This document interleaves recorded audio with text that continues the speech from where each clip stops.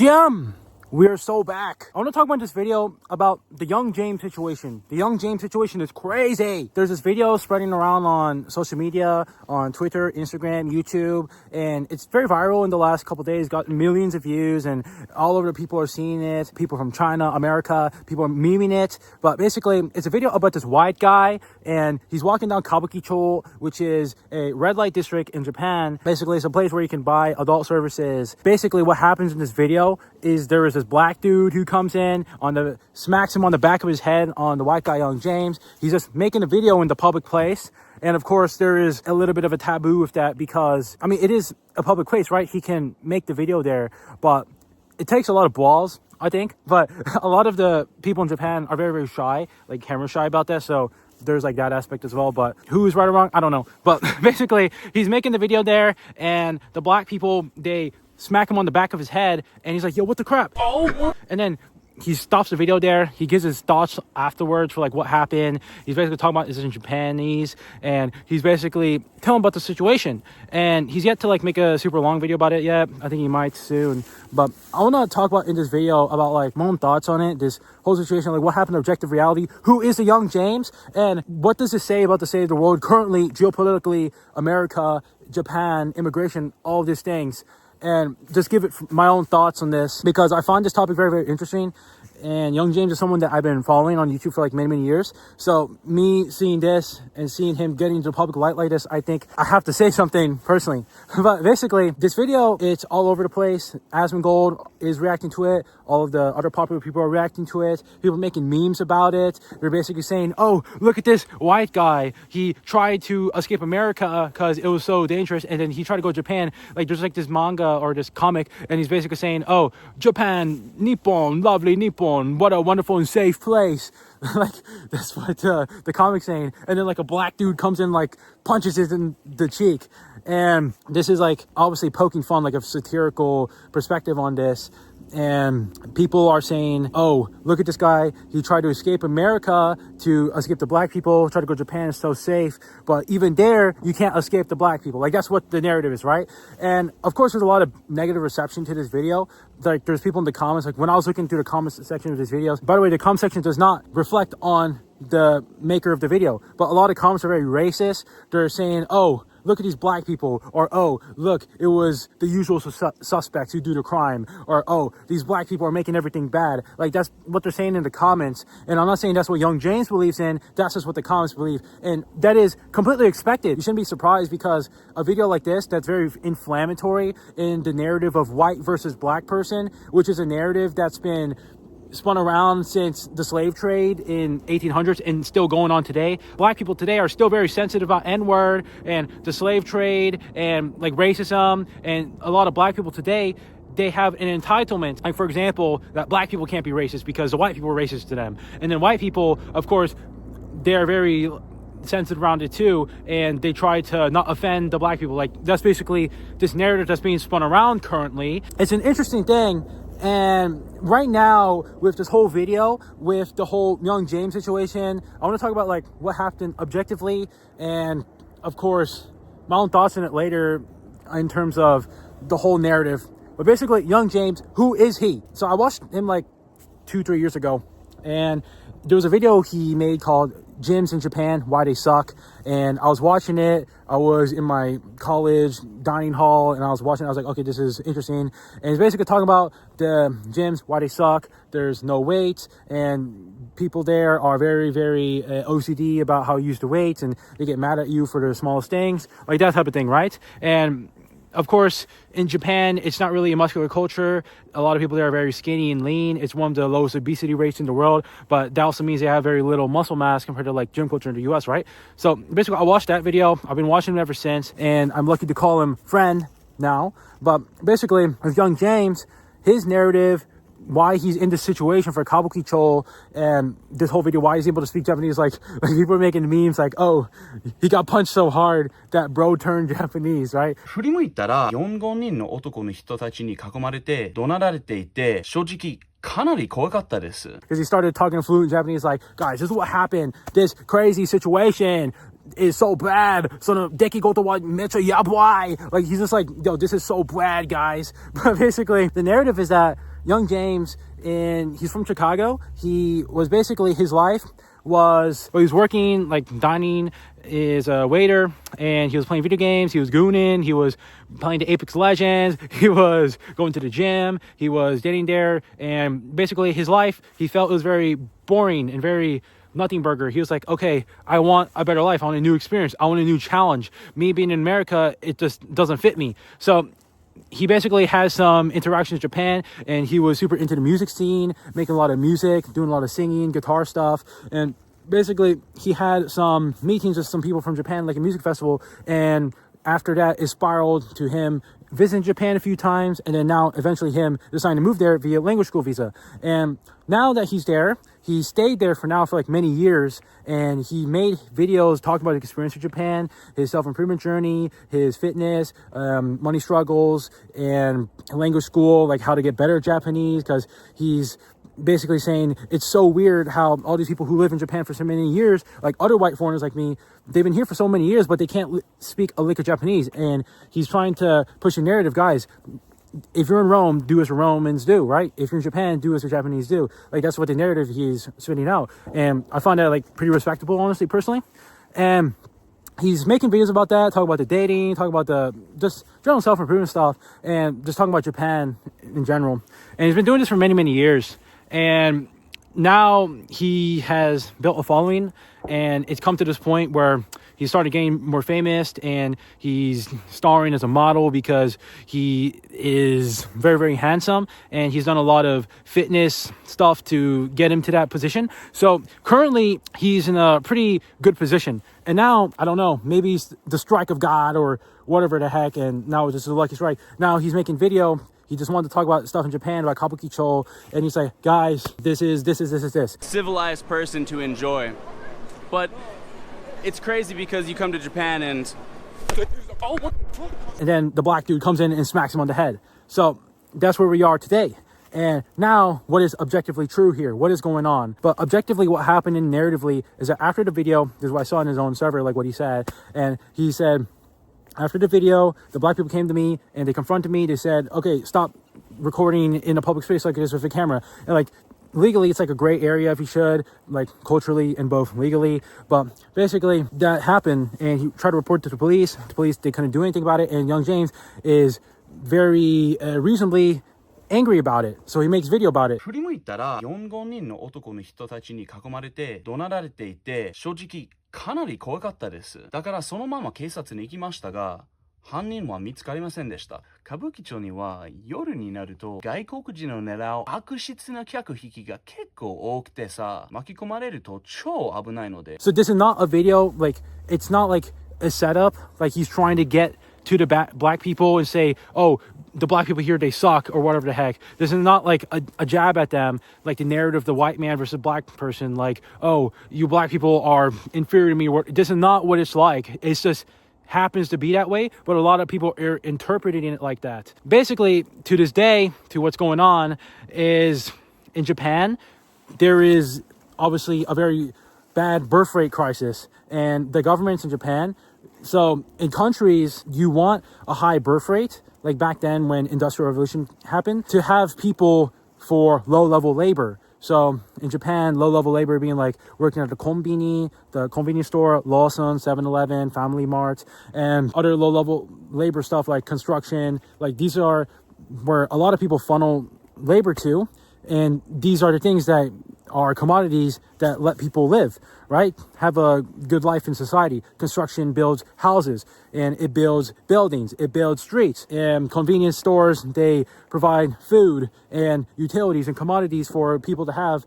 and enjoy the convenience of Japan, right? That's basically what's going on in Japan. They have a very bad labor issue. There's a labor shortage, and it doesn't help that there's also hikikimoris and people who don't want to work, and especially my generation, they feel that there's no sense of a good future because of fiat debasement and inflation, and how the old people, the geriocracy, is causing a lot of problems today because they want to hoard all the assets while leaving the young people with nothing, while the young people do all the work. That is the narrative right now, and I think this is objectively true.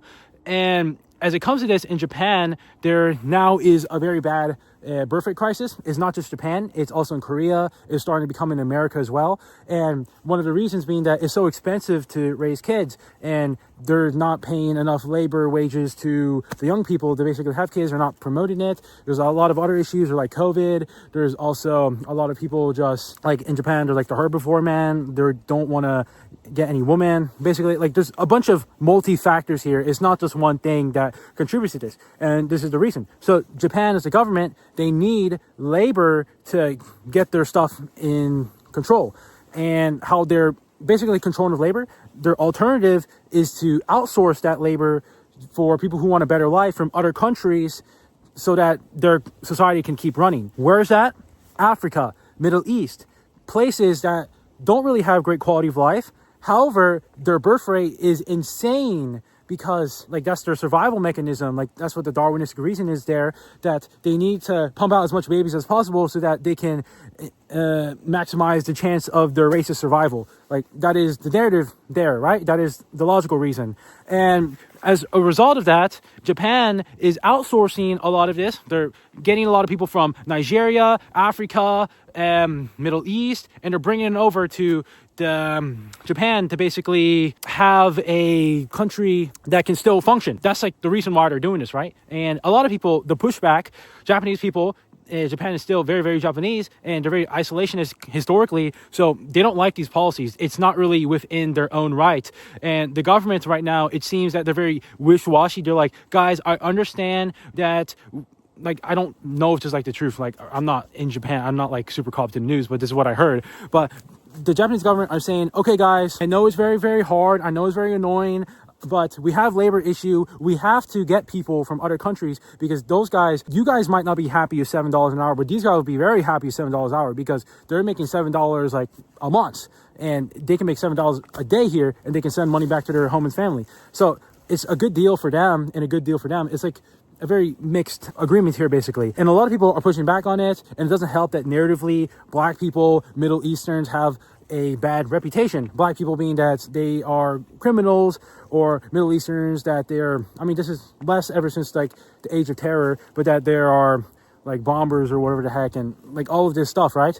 This is what's going on objectively. I'm not saying this is objectively true and that they deserve or destined to be like that. I'm just saying that's what people perceive it as. And looking at the situation, it's just very ugly. And it's happening all across the world, in America, Europe, and Japan. And now it's like in this situation, and people like Andrew Tate and the Red Pillars are like, oh, look, the Black people are coming in to replace the world and take over the white man's position. And basically the white man is being expunged from their own genetic bloodline or whatever the heck. Like, this is what the narrative is right now. And I'm not saying that I agree with that. I'm just saying that's what it is. I just want to clarify that, just to say that. Okay.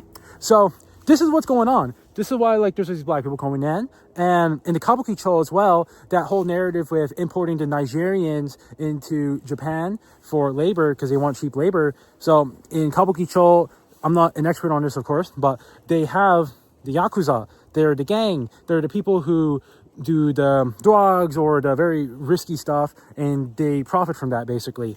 And they're just a source of power in Japan. Well, they're importing the people from Nigeria to basically do their low-level labor stuff, the dudes, the people who go out on the street and say, hey, give me, right? Because like the Nigerians, culturally, they are the opposite of Japan, it seems like. Very, very blatant.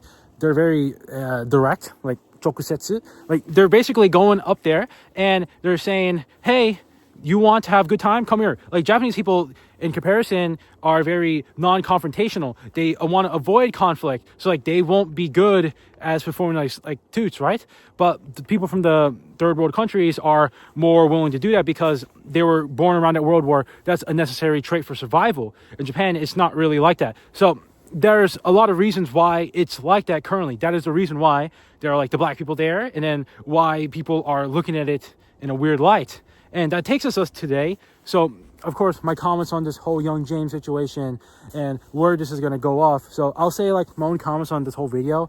So I'm not saying that YungJamez, what he did here is right or wrong. I'm just going to tell you objectively from my own analysis from what I think it is.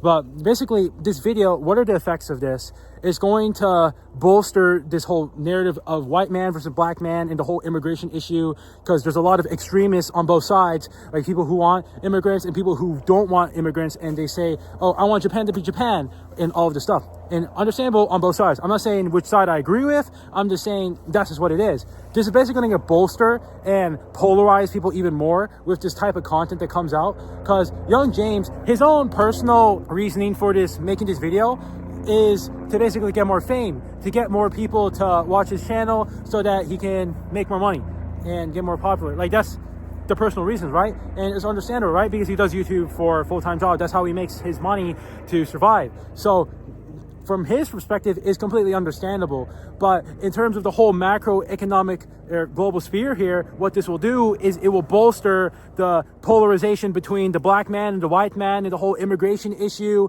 and it's just going to separate people even further. And it's very, very resultant in the comment sections, where people are very, very vehement and racist to black people, saying, oh, look at these black people, they are the worst people ever, and look, this is the usual suspects, right? It doesn't help in like Instagram comment sections, like a lot of people, they speak like this, and this is going to go forward into and ripple forward into real life, from social media into real life. And like examples in the past being like school shootings in America, where people will threaten the IRL and then they actually, or threaten it online and then they actually do it IRL. So stuff like this is later on going to be one of those factors that cause some sort of explosion to happen later. I don't know if it will happen with a bang or if it's going to just wither away, and this whole issue of the immigrations and the black people, and then they somehow fizzle out. I don't know. It's a very difficult problem to solve, but this is very, very true, and this is what I will say like will happen going into the future. And I'm not saying this is YungJamez' fault, that, oh, you shouldn't have done that because you're gonna polarize people even more, but from his perspective, it's very, very understandable. He needs to do it because this is an opportunity that was given to him by God or whatever he believes in, that, oh, maybe I should get viral like this because it's going to get me attention and then get me more materials for myself and the people I love, right? So it's very, very nuanced here. It's very multi-layered, and I'm not saying which side is right, which one is wrong. I'm just saying what I think, and I will say from my own perspective on what I think on this. So I try to make this video like very objective for what's going on, of course, but me personally, I'm not like a government person. I'm not like a president. I'm not somebody who does policy, and I'm not Japanese. I am American. I'm from America. I was born here, and ethnically I'm not like white. I'm Korean, and I'm saying like as an outsider from this whole perspective that I don't know. I just don't really have that many comments, honestly. Like me personally, when I look at it, because I don't really have that much of a feeling about it. I'm just saying like what it is currently, and a lot of people, I guess in my own boat, they will try to vehemently oppose the black people or vehemently support Japan or wherever the heck. But the thing is that in all situations here, everybody is their own hero in the story. And who the villain is the opposite side of whoever you believe is the hero. And the hero narratively for the black people, they are the heroes. They need to support their own family back home. So they're going to go get labor in a first world country like Japan so they can help their people back at home. For the people who love Japan, maybe who want to support Japan, those people, they are the hero because they want to hold the sanctity and sacrilegiousness of Japan overall. They don't want the black people to come in and take over the country. Like, it's very, very nuanced here. I don't think I can give my own personal opinion on this because I don't really have a personal stake on this. That's my own opinion because this doesn't like involve America or Korea. I would say like from the American side that yes, like the black people, me personally, if I were to go out, then yes, it's always good to have an eye out for like anyone, but okay, I should probably not say that. But basically, in America, it is objectively dangerous if you just look out, and you should always be on your toes. But when it comes to like Japan, and they're going to import more people from these quote unquote dangerous countries, and you should probably start to keep an eye out there if you're living there as well as a strategy to protect yourself, basically. And that's just my own thoughts on this video. That's pretty much all I'm saying in this video. I try to make this video like many times, but yeah, I just wanted to get my own thoughts on the YungJamez situation, on the macroeconomic sphere, where who benefits from this, who doesn't, what's going on, and what's going to happen into the future, what happened objectively, what happens by people's reaction to it. And yeah, that's pretty much all I'm saying in this video. If YungJamez is watching this video, Jam, hello, we're so back. What does he say in the end of his videos? Oh, I can't curse. I'm trying to not curse. Go lick your grandma's ball sack or something. All right, I'll see you guys.